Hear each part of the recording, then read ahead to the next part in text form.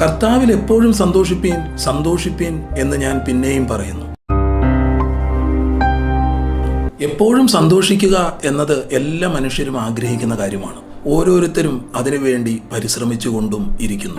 നമ്മെ ഓരോരുത്തരെയും കുറിച്ചും ദൈവം ആഗ്രഹിക്കുന്നത് മറ്റൊന്നല്ല. സമ്പത്തും അധികാരവും പ്രശസ്തിയും എല്ലാം സന്തോഷത്തിൻ്റെ ഉറവിടങ്ങളാണെന്ന ധാരണയിൽ ഇവ നേടിയെടുക്കുന്നതിന് വേണ്ടി ഓരോ മനുഷ്യരും പരിശ്രമിച്ചുകൊണ്ടിരിക്കുന്നു.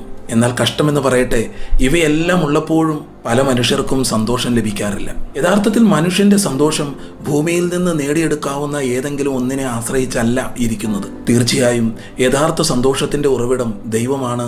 ദൈവത്തിൽ നിന്ന് പ്രാപിച്ചെടുക്കുന്ന ചിലതാണ്. ഒരു കാര്യം ഓർമ്മപ്പെടുത്തട്ടെ, പാപമോചനം പ്രാപിക്കാത്ത ഒരു വ്യക്തിക്കും പൂർണ്ണമായ സന്തോഷം അനുഭവിക്കുവാൻ സാധിക്കുകയില്ല. ഒരു വ്യക്തിയുടെ ജീവിതത്തിൽ യഥാർത്ഥമായ മാനസാന്തരം നടക്കുമ്പോൾ മാത്രമേ പാപമോചനം ലഭിക്കുകയുള്ളൂ. ഭൂമിയിലെ മനുഷ്യരുടെ പാപങ്ങൾ മോചിച്ചു നൽകുവാൻ അധികാരമുള്ള ഒരുവൻ മാത്രമേ ഉള്ളൂ, കർത്താവായ യേശുക്രിസ്തു.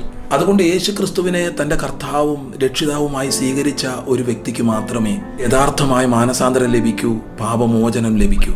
അങ്ങനെ യഥാർത്ഥ സന്തോഷം അനുഭവിക്കുവാൻ താങ്കൾക്കും സാധ്യമായി തീരട്ടെ. Have A blessed day.